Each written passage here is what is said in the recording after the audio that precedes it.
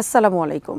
ইরাকের প্রধানমন্ত্রী আলী আল জাইদি দেশটির কেন্দ্রীয় bank, central bank of Iraq এবং যুক্তরাষ্ট্রের অর্থ মন্ত্রণালয়ের ইউএস ট্রেজারি ডিপার্টমেন্টের মধ্যে 7টি ইরাকি ব্যাংক পুনর্বাসনের লক্ষ্যে হওয়া চুক্তিকে দেশের ব্যাংকিং খাত সংস্কারের ক্ষেত্রে একটি গুরুত্বপূর্ণ মাইলফলক হিসেবে অভিহিত করেছেন।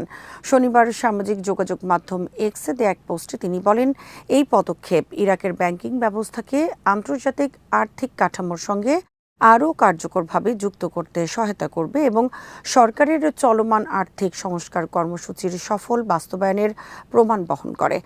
বিস্তারিত ওয়াহিদ ফারুকের প্রতিবেদনে।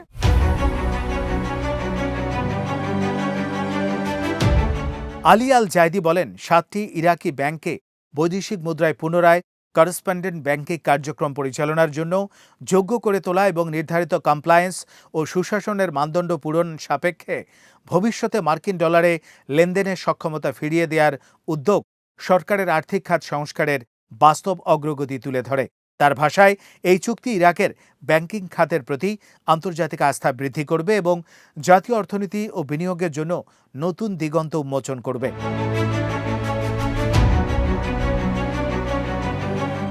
তিনি আরও বলেন, তার সরকার আর্থিক ও ব্যাংকিং খাতে সংস্কার কার্যক্রম অব্যাহত রাখবে এবং স্বচ্ছতা, জবাবদিহিতা ও সুশাসনের মানদণ্ড প্রতিষ্ঠায় কাজ করবে। এর মাধ্যমে দেশের অর্থনৈতিক স্বার্থ সুরক্ষিত হওয়ার পাশাপাশি আঞ্চলিক ও আন্তর্জাতিক পর্যায়ে ইরাকের অর্থনৈতিক অবস্থান আরও শক্তিশালী হবে বলে তিনি আশাবাদ ব্যক্ত করেন।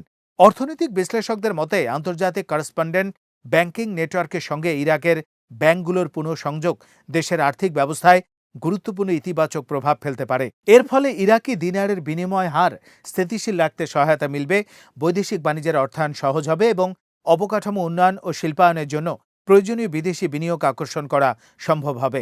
একই সঙ্গে দেশের সামগ্রিক আর্থিক নিরাপত্তা ও আন্তর্জাতিক বাণিজ্য সক্ষমতাও জোরদার হবে বলে মনে করছেন বিশেষজ্ঞরা।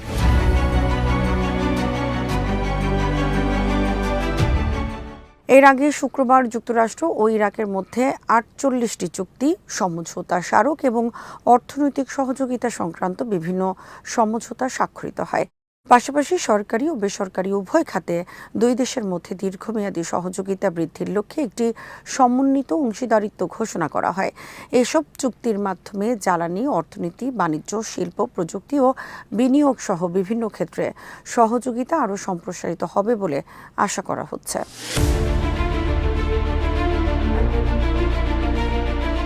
এই চুক্তিগুলো স্বাক্ষরিত হয় প্রধানমন্ত্রী আলী আল জাইদির যুক্তরাষ্ট্র সফরের সময়। গত সোমবার তিনি একটি উচ্চ পর্যায়ের সরকারি প্রতিনিধি দলের নেতৃত্বে ওয়াশিংটন পৌঁছান। 2026 সালের মে মাসে প্রধানমন্ত্রী হিসাবে দায়িত্ব গ্রহণের পর এটি ছিল তার প্রথম বিদেশ সফর।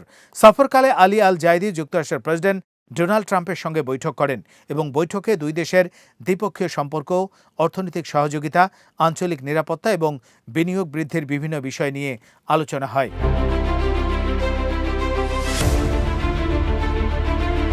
শুক্রবার ওয়াশিংটনে যুক্তরাষ্ট্রের চেম্বার অব কমার্স আয়োজিত এক ব্যবসায়িক সম্মেলনেও অংশ নেন ইরাকের প্রধানমন্ত্রী। সেখানে তিনি যুক্তরাষ্ট্র ও ইরাকের অর্থনৈতিক অংশীদারিত্বের গুরুত্ব তুলে ধরে বলেন, দুই দেশের মধ্যে বাণিজ্য ও বিনিয়োগ সহযোগিতা সম্প্রসারণ উভয় দেশের জন্যই লাভজনক হবে। সম্মেলনে মার্কিন ব্যবসায়ী, ব্যাংকার, বিভিন্ন আর্থিক প্রতিষ্ঠানের প্রতিনিধি এবং শিল্প ও প্রযুক্তি খাতের শীর্ষস্থানীয় কর্মকর্তারা উপস্থিত ছিলেন। পর্যবেক্ষকদের মতে, সাম্প্রতিক এসব উদ্যোগ ইঙ্গিত দিচ্ছে যে আন্তর্জাতিক আর্থিক ব্যবস্থায় নিজেদের অবস্থান পুনর্গঠনের পাশাপাশি বিদেশি বিনিয়োগ আকর্ষণ, ব্যাংকিং খাত আধুনিকায়ন এবং যুক্তরাষ্ট্রের সঙ্গে অর্থনৈতিক সম্পর্ককে নতুন উচ্চতায় নিয়ে যেতে সক্রিয়ভাবে কাজ করছে।